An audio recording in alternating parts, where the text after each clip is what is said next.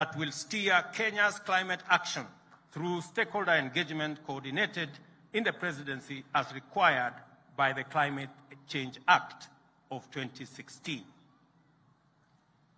Under the program, we will start mobilizing finance from public and private, including multilateral sources, to fund the proposed activities. This is anchored on the United Nations goals and backed by the Tree Growing and Sustainable Forest Finance Management Program, supported by UN and other international institutions. The program also responds to Kenya's commitment to help reduce global greenhouse gas emissions articulated in various multilateral environmental agreements and the United Nations Decade of Action on Ecosystem Restoration. Kenya will rally the globe towards more ambitious climate change action in next month's 27th UN Climate Change Conference at Sharm el-Sheikh in Egypt. In an increasingly interconnected world, ladies and gentlemen, our well-being depends on engagements with our neighbors, continental fraternity, and international partnerships. In all these areas, Kenya has continued to be a dependable ally, faithful friend, and effective partner, ever committed to a win-win bilateral as well as multilateral outcomes that achieve mutual gain for the benefit of humanity. In the East African community, the rigid territorial borders are firmly on their way out as we move towards full integration. Non-tariff barriers have come down and trade volumes are soaring. The community is becoming even more tightly connected with infrastructure systems crisscrossing the member countries. The possibility of an East African federation is no longer a wild imagination or an idle dream. It is no longer a matter of if, it is a matter of when. In recent days, I have been to our sister countries in East Africa to take care of mutually beneficial regional business. In Ethiopia, we launched Safaricom Ethiopia Telecom's money business, which expanded Safaricom and M-Pesa regionally, and their footprint dispersing ICT innovation and deepening the revenue base of our company.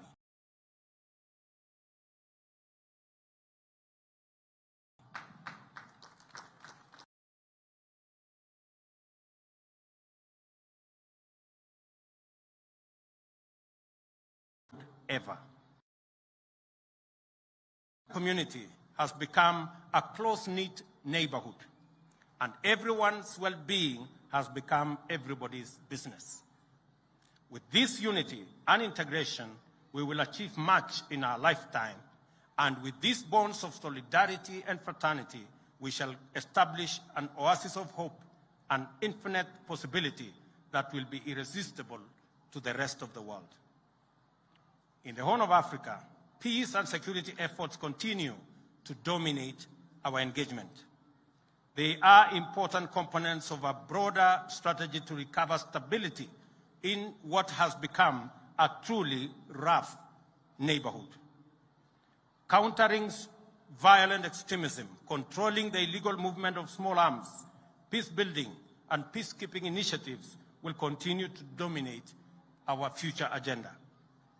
The conflict in Tigray region of Ethiopia, which according to reports from the Office of the United Nations Secretary General is escalating, is a great source of concern to our region. Kenya will continue to play its role by making such contributions as is required by the Africa Union-sponsored mediation efforts. The sooner hostilities cease and a face-to-face talks commence, the better for our region. The region is experiencing its 5th season of severely low rain due to climate change. As a result, mitigation strategies, resilience building initiatives, and climate change management programs have become urgent. The pressure on the capacity of regional states has never been greater. On the continental stage, we have sustained our Pan-African credentials since the dawn of Africa unity. That is why various frameworks of the African Union find expression in our domestic agenda. The AU's Agenda 2063, for example, is part of our economic development plan. Kenya is committed to the pursuit of trade-driven Pan-Africanism as the best means of rapidly delivering shared prosperity throughout our continent. As we open up our borders and expand the scope of collaboration beyond traditional economic blocs, the reality of a continental free market has become real. Kenya is a champion of the Africa Continental Free Trade Area. Beyond ratifying the instruments establishing it and domesticating its framework, Kenya has been a consistent participant in efforts to make this continental agreement a reality. We see this as a pathway that guarantees inclusive African economic growth and sustainable self-reliance. In turn, this will hasten our continent's post-pandemic recovery, enhance climate change resilience, and underpin stability in the face of multiple regional and global crises, including energy volatility. Our implementation strategy envisions Pan-African free trade as a vehicle for empowering small and medium enterprises. To signal this commitment, I recently flagged off a symbolic consignment of Ketepa tea to Ghana under the Guided Trading Initiative. Trade between Ghana and Kenya is off to an admirable start, and several firms and traders in the two countries have undertaken brisk business involving exports of incinerators, sisal fiber, leather bags, fuel filters, beadworks, and baskets from our Juakali artisans. This points to the huge potential of trade across our continent. And the Africa Continental Free Trade Area is the framework and the mechanism for us to actualize this market. Beyond our continent, Kenya continues to pursue a robust policy of economic diplomacy. We are continuously aligning our strategic interests with the welfare of our people. Therefore, we are focused on finding opportunities for our people and deeper trade relations around the globe. We are receiving encouraging returns on our efforts. This week, our international port of Lamu scored a shining first with the export of livestock from northern Kenya to the Sultanate of Oman. This signals the opening up of tremendous opportunities for the pastoralists in our rangeland communities who deserve relief from the devastating losses of the ravaging drought. We also remain devoted.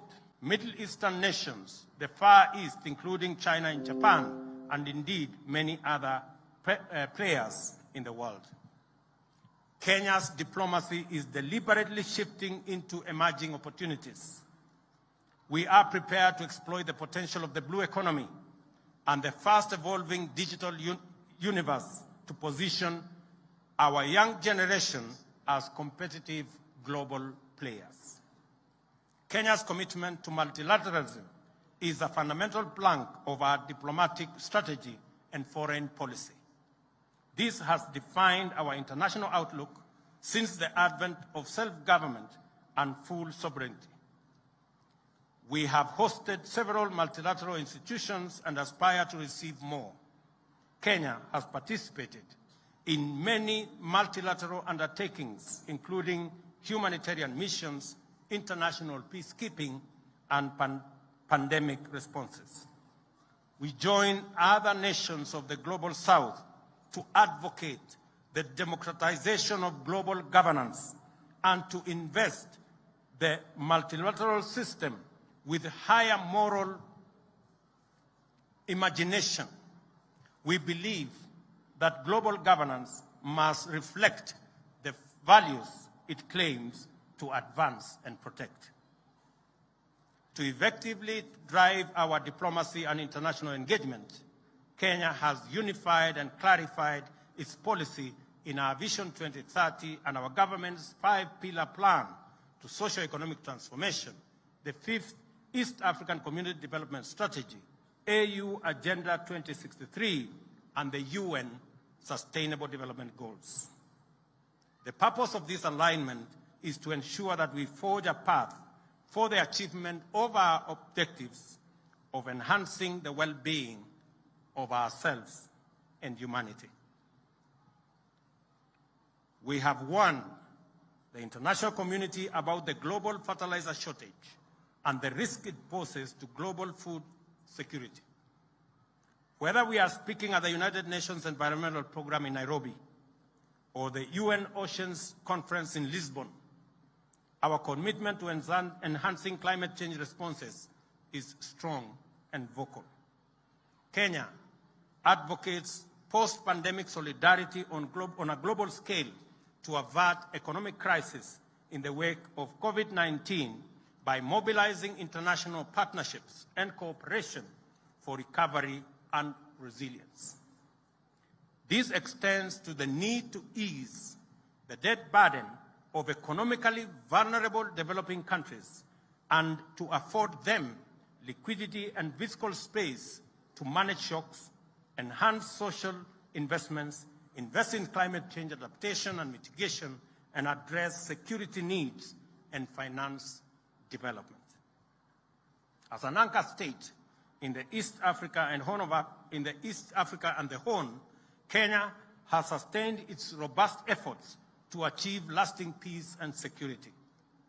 We have also used the opportunity to serve at the UN Security Council to give priority to regional peace, counter terrorism and violent extremism, support peace operations, and to further the climate change and security agenda. We consider these contributions to be critical in building a safe and peaceful world that is safe and conducive for human flourishing.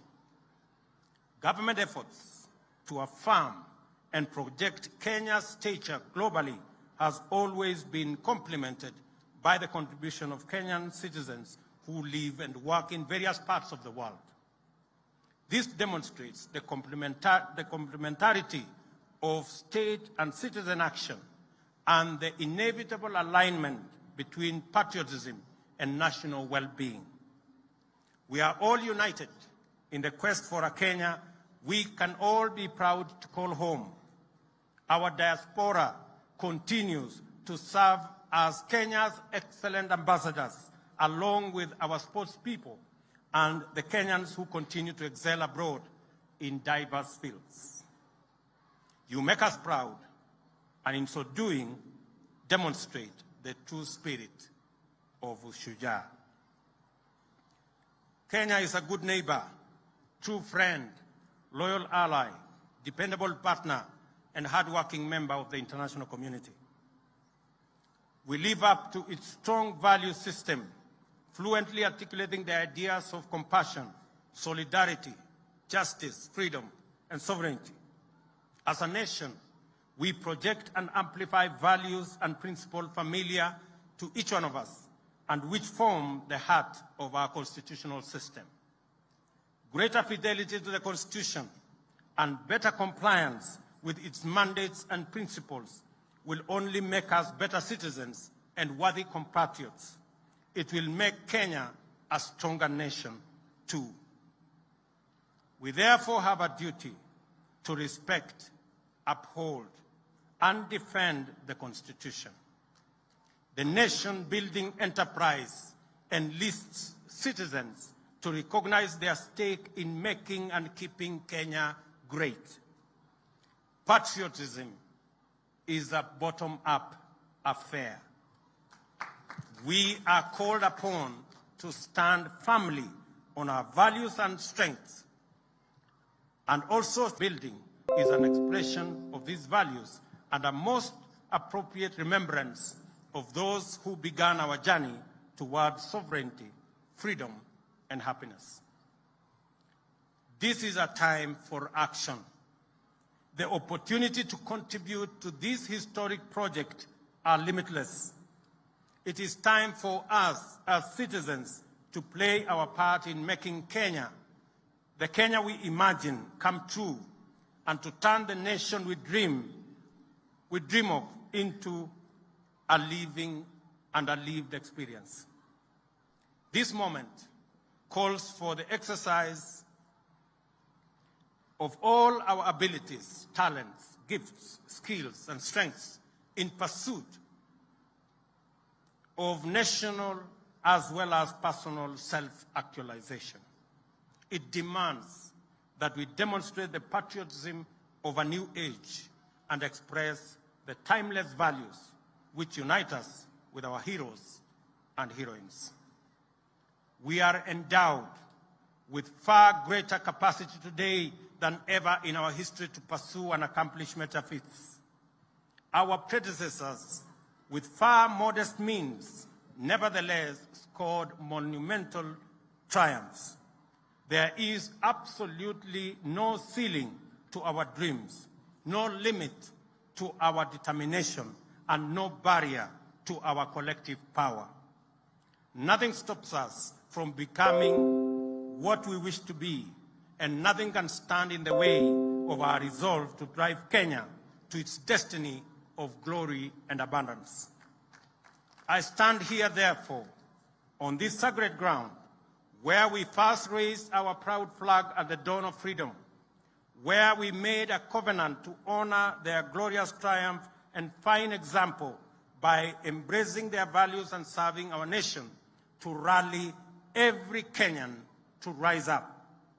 This is our moment to get up, work hard, take our chance, chase our dreams, knock on doors, and explore possibilities, because the horizon of our destiny is wrapped in the splendor of our vision, and before us lies potential of a magnitude never before imagined.